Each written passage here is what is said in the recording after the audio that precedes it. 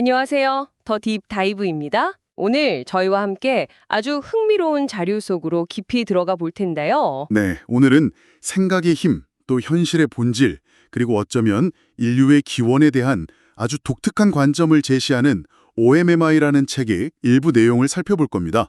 페이지로는 119에서 140페이지 분량이죠. 네, 맞습니다.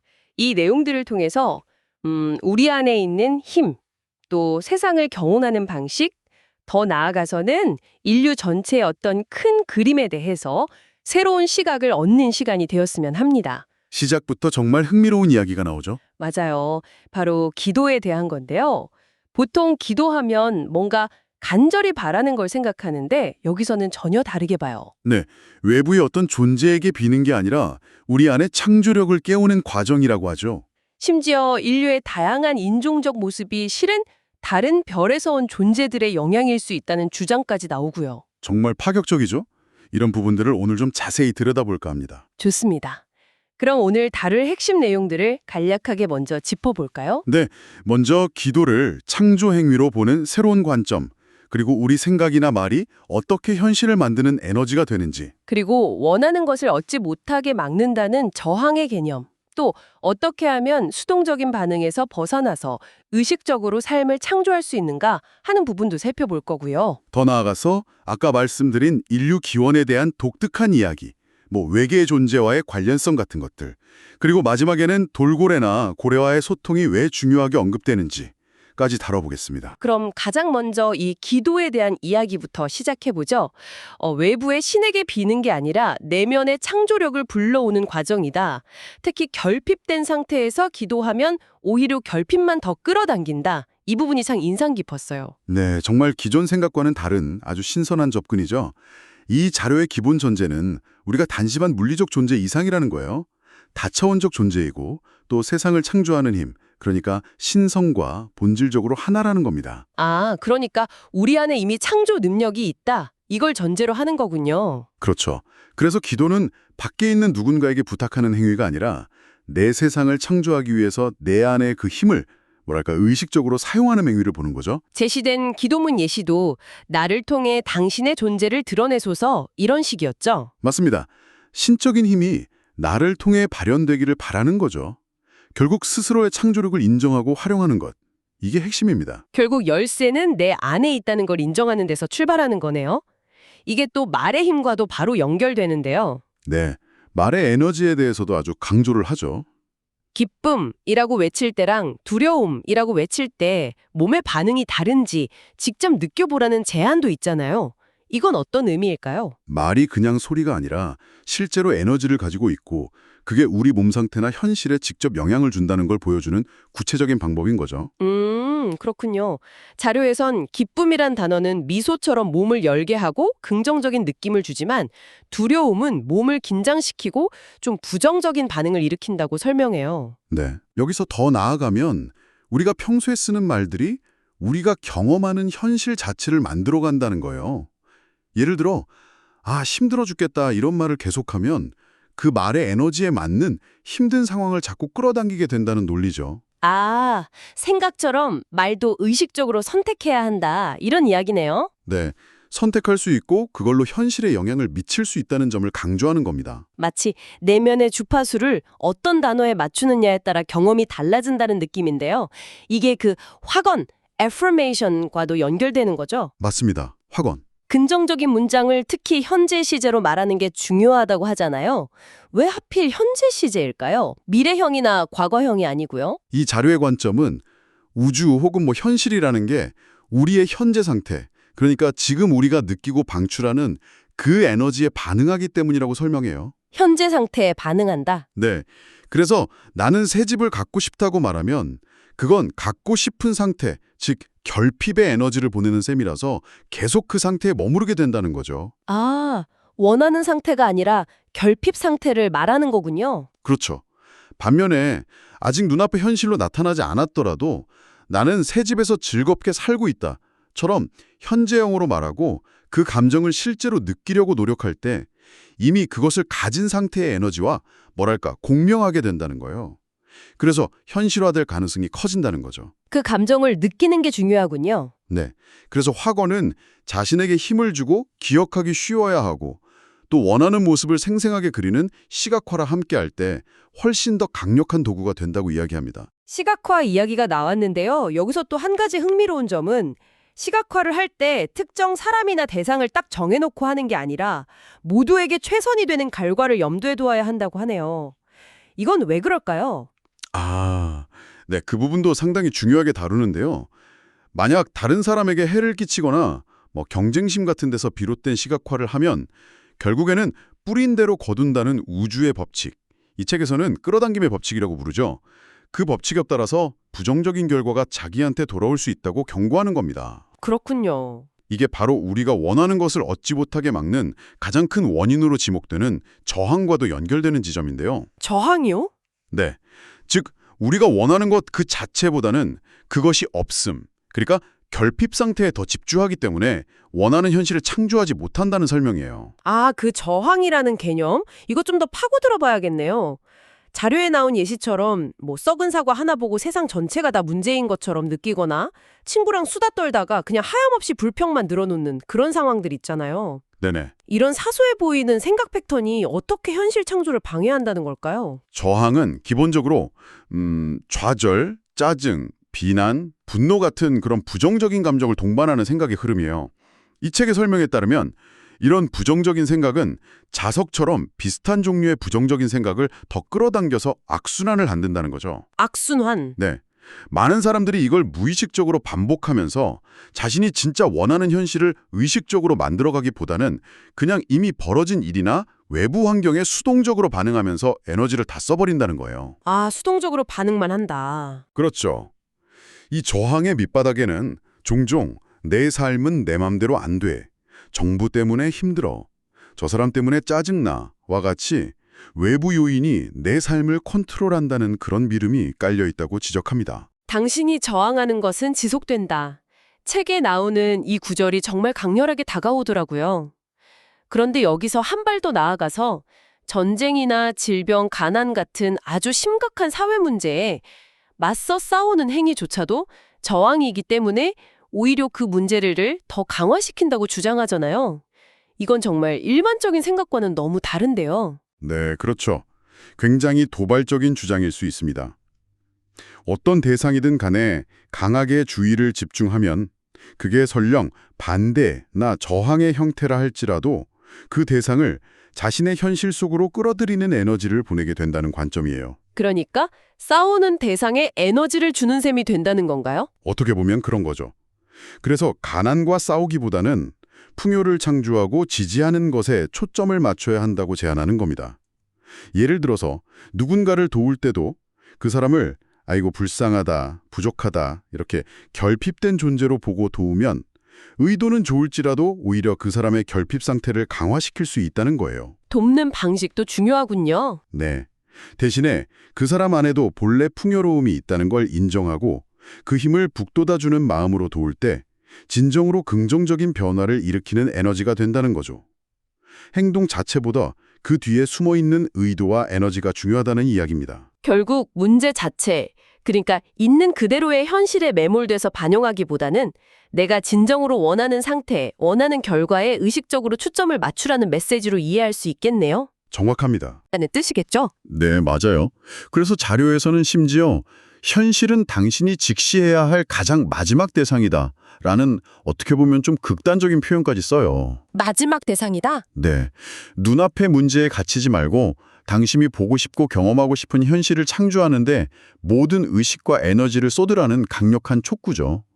결국 당신의 생각, 말, 그리고 그 뒤에 숨은 진짜 의도, 이게 당신의 현실을 만드는 결정적인 열쇠라고 보는 겁니다. 알겠습니다. 자, 그럼 지금까지는 우리 내면의 힘, 생각, 저항 같은 주제를 다뤘다면 이제 이 자료가 제시하는 정말 정말 독특하고 어쩌면 좀 충격적일 수도 있는 관점으로 넘어가 볼까 합니다. 네, 드디어 그 부분이군요. 바로 인류의 다양한 인종의 기원에 대한 설명인데요.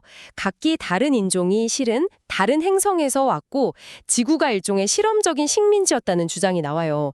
이건 정말 어디서부터 이야기를 풀어야 할지 모르겠네요. 네, 이 책에서는 이걸 일종의 알려지지 않은 역사로 제시하는데요. 내용인즉슨 지구에서 네안데르탈인 같은 초기 인류가 진화를 하긴 했지만 좀 더 복잡한 영적인 경험, 그러니까 영혼이 그 육체에 완전히 깃들어서 경험을 하기에는 조금 부족했다는 거예요. 영원히 깃들기에 부족했다? 네, 영혼 깃들음 엔솔멘트라고 표현하는데 영혼이 육체를 통해서 온전히 자신을 표현하고 경험하기에는 그 당시 초기 인류가 좀 한계가 있었다는 뉘앙스죠. 그래서 다른 항성계, 책에서는 플레이아데스, 시리우스, 오리온 같은 곳들을 구체적으로 언급합니다. 에서 온 다양한 인간형 종족들이 지구에 도착해서 뭐랄까 일종의 식민지를 건설했다는 겁니다. 다른 별에서 온 존재들이요. 네, 그리고 그 과정에서 기존에 있던 지구 인류와 유전적인 교류가 있었고 이것이 오늘날 우리가 보는 인종적 다양성의 한 기원이 되었다. 뭐 이런 설명입니다. 와, 그럼 지금의 우리는 지구 토착 인류와 그 외계 방문객들 모두의 후손이라는 이야기가 되는 건가요? 그렇죠. 이 자료에 따르면 그렇다는 거죠. 그런데 그들은 왜 굳이 이 먼 지구까지 왔을까요? 자신들의 행성에서는 얻을 수 없는 무언가가 있었던 걸까요? 이 자료가 제시하는 이유는 이렇습니다.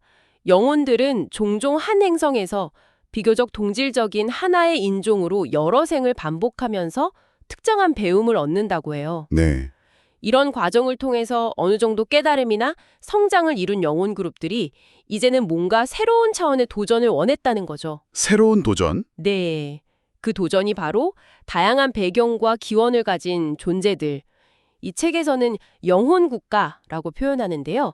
이런 다양한 그룹들이 한 행성에 모여서 함께 살아가면서 서로의 다름을 이해하고 수용하는 법을 배우는 것이었다는 겁니다. 아, 다양성을 배우는 실험? 그렇죠. 지구가 바로 이 특별하고 어쩌면 굉장히 어려운 다양성 수용 실험의 장으로 선택되었다는 주장인 거죠. 와, 정말 스케일이 큰 이야기네요. 그럼 이 존재들은 어떻게 그 어마어마한 거리를 이동했을까요? SF 영화처럼 막 우주선을 타고 왔을까요? 책에서는 생각의 힘을 이용해서 목적지를 자신에게로 끌어당겼다는 식으로 묘사하는데 이게 가능한 일인가요? 네, 그들의 문명은 생각을 통해서 현실을 창조하고 에너지 장을 다루는 데 아주 능숙했다고 묘사됩니다. 생각은 빛보다 빠르고 시공간의 제약을 받지 않으니까 우리가 생각하는 먼 거리라는 개념 자체가 그들에게는 큰 문제가 아니었다는 거죠. 생각으로 이동한다. 의식을 사용해서 에너지의 어떤 정신적인 틀, 프레임워크를 만들고 목적지로 가는 게 아니라 목적지를 자신들에게로 끌어오는 방식으로 이동했다고 설명해요. 좀 더 쉽게 말하면 마음으로 현실을 바꾸는 능력이 극도로 발달했다고 볼 수 있겠죠. 난 그런 기구를 사용하기도 했고 더 진화한 존재들은 그냥 생각만으로 물리적인 형태로 나타나기도 했다고 합니다. 물질이라는 게 결국 생각에 의해 응축된 에너지라는 이해가 있었기 때문이라고 덧붙이고요. 고대 신화에 나오는 신이나 천사들이 인간과 소통했다는 이야기들도 혹시 이런 맥락에서 해석될 수 있다고 보는 걸까요? 네, 정확히 그 부분을 언급합니다. 그런 고대의 기억들이 신화나 전설 속에 희미하게 남아있을 수 있다는 거죠. 그렇군요. 혹시 어떤 사람들이 이유 없이 느끼는 그런 소속감의 부재라든지 아니면 밤하늘의 별을 보면서 느끼는 아련한 그리움 같은 감정들 이런 것도 이 책의 관점에서 보면 이런 잃어버린 역사와 관련이 있을 수 있다고 해석할 수도 있겠네요. 바로 그 가능성을 시사하고 있습니다. 많은 사람들이 어쩌면 플레이아데스나 시리우스 같은 다른 항성계에서의 과거생에 대한 희미한 기억이나 느낌을 가지고 있을 수 있다고 말해요. 아, 하지만 거기서 정말 중요한 점은 어떤 특정한 외계 행성이 당신의 진정한 고향은 아니라고 강조한다는 것입니다. 당신의 진정한 고향은 시간과 공간을 초월한 당신 내면, 바로 당신의 가슴, 영, 스피릿 안에 있다는 거죠. 내면이 진짜 고향이다. 네. 그래서 별을 향한 그리움은 특정 장소로 돌아가고 싶은 마음이라기보다는 과거에 경험했거나 혹은 갈망하는 사랑, 조화, 하나됨에 대한 깊은 열망의 표현이라는 거예요. 그리고 그 상태를 바로 지금 여기 당신의 내면에서 찾고 실현할 때 어떤 과거의 고향보다 더 완전한 집을 창조할 수 있다고 이야기합니다. 알겠습니다. 내면이 진정한 고향이다. 자, 그리고 이 놀라운 이야기는 이제 또 다른 존재들, 바로 돌고래와 고래로 이어집니다.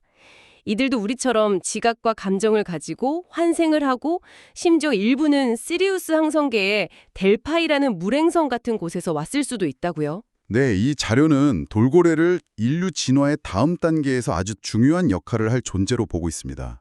특히 이 책이 2001년에 나왔는데요. 그 시점 기준으로 10년에서 20년 내, 그러니까 대략 2010년대에서 2020년대 초반 사이에 인간과 돌고래 사이에 의식적인 의사소통이 가능해질 것이라고 예측을 했어요. 돌고래와 의사소통이요? 네, 이게 만약 현실화된다면 우주의 지적인 존재는 우리뿐인가? 라는 인류의 오랜 질문에 대한 답을 지구 안에서 찾게 되는 셈이고, 이건 우리의 세계관을 근본적으로 바꿀 엄청난 사건이 될 거라고 말합니다. 와, 정말 큰 변화겠네요. 그렇죠. 기술이 발전해서 돌고래들이 사용하는 복잡한 소리 신호를 해독하게 되면 그들도 우리처럼 이름이나 문법, 구전으로 내려오는 역사, 심지어 개체마다 다른 의견까지 가지고 있다는 것을 알게 될 거라고 예측합니다. 만약 정말 돌고래와 그렇게 깊이 소통할 수 있게 된다면 와, 동물뿐만 아니라 우리 자신을 보는 관점 자체가 완전히 달라지겠는데요. 그럴 수밖에 없겠죠. 그런데 이 책에서는 그 이후에야 비로소 인류가 외계에서 온 조상들과 대규모로 만날 준비가 될 것이라고 말한다고요. 어떤 순서가 있다는 건가요? 네, 맞습니다. 돌고래나 고래와의 소통 성공을 일종의 준비운동 혹은 시험처럼 보는 것 같아요. 준비운동? 네. 만약 우리가 지구상의 다른 지성 종족, 예를 들어 돌고래와도 평화롭게 소통하고 공존하는 법을 배우지 못한다면 갑자기 외계의 존재들과 대규모로 만나는 것은 심리적으로나 사회적으로 너무 큰 충격과 혼란을 일으킬 수 있다는 거죠. 아, 일리가 있네요. 그런 면에서 보면 외계인 관련 영화들이 계속 나오는 것도 우리가 이런 가능성에 좀 익숙해지도록 돕고 다가올 변화에 대한 무의식적인 준비를 시키는 과정의 일부일 수 있다고 해석하기도 하고요. 그렇군요. 인류가 과거에 분리, 그러니까 다양한 인종, 문화, 종교를 형성하는 데 집중했던 것은 다양성 속에서의 성장이라는 지구 실험의 한 단계였고, 이제는 먼저 지구 내의 다른 지성체와의 소통을 통해 통합과 수용을 연습한 후에 더 큰 우주적 가족들과 만날 준비를 해야 한다는 그런 논리로 이어지는 겁니다. 이야기를 쭉 종합해보면 이 자료가 제시하는 가장 큰 그림은 결국 지구가 애초부터 다양한 배경의 영혼들이 모여서 다름을 끌어안는 법을 배우면 일종의 거대한 실험실 같은 곳이었다. 뭐 이런 이야기군요. 네, 그것이 이 책이 제시하는 핵심적인 관점 중 하나입니다. 과거의 분리나 갈등은 각자의 개성을 탐구하고 다양한 정체성을 만들어내기 위해서 필요했던 과정일 수 있다는 거죠. 필요한 과정이었다. 네. 그리고 이제 인류는 점차 통합과 수용의 단계로 나아가고 있으며 유럽연합이나 미국 같은 다민족 국가 혹은 끊임없이 갈등과 공존이 교체하는 이스라엘, 남아공, 브라질 같은 지역들이 바로 그 다양성 수용 실험이 아주 치열하게 벌어지고 있는 현장이라고 볼 수 있다는 겁니다. 흥미롭네요. 결국 이 모든 여정의 목적지는 모든 다름을 넘어서는 사랑과 이해의 상태, 즉 당신의 가슴, 내면의 중심과 연결되는 것이라고 말하고 있습니다. 오늘 정말 방대하고 또 어떻게 보면 좀 놀라운 내용들을 많이 다뤘네요. 한번 정리해 볼까요? 기도는 외부가 아닌 내 안에 창조력을 쓰는 행위이고 생각과 말은 현실을 빚는 도구라는 것. 네, 그리고 원하는 것을 막는 저항은 없음에 집중하는 마음 상태이며 원하는 것에 의식을 집중함으로써 현실을 바꿀 수 있다는 점도 중요하죠. 그렇죠.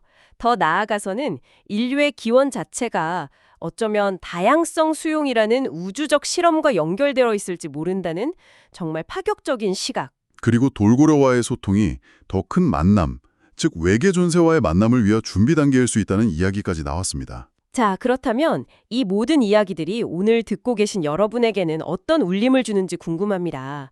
이 자료는 여러분이 단순히 세상에 반응하는 수동적인 존재가 아니라 여러분의 생각과 말, 또 주의를 기울이는 대상을 통해서 매 순간 현실을 창조하고 있는 강력한 존재임을 일깨워주는 것 같아요. 네, 그리고 어쩌면 우리가 이 지구라는 행성을 넘어 저 별들로부터 시작된 훨씬 더 광대한 이야기의 일부일지도 모른다는 가능성을 열어주기도 하죠. 마지막으로 이런 질문을 한번 던져보면서 오늘 이야기를 마무리할까 합니다. 만약 우리의 생각과 말이 정말로 현실을 창조하는 그렇게 강력한 힘을 가지고 있고 또 인류의 배경이 이 자료에서 말하는 것처럼 이토록 다양하고 우주적이라면 혹시 우리 안에는 아직 깨어나지 않은 정말 상상조차 하기 힘든 거대한 집단적 창조와 이해의 잠재력이 숨겨져 있는 것은 아닐까요? 생각해 볼 만한 질문이네요. 어쩌면 우리가 서로와 세상을 바라보는 관점, 그 수용의 폭을 아주 조금만 넓히기만 해도 바로 그 엄청난 잠재력을 현실로 가져올 수 있는 것은 아닐까요? 가능성은 언제나 열려 있겠죠? 오늘 이 깊은 탐구에 함께해 주신 청취자 여러분, 정말 감사합니다. 다음에도 흥미로운 자료로 여러분의 지적 호기심을 채워드리도록 하겠습니다. 고맙습니다. 감사합니다.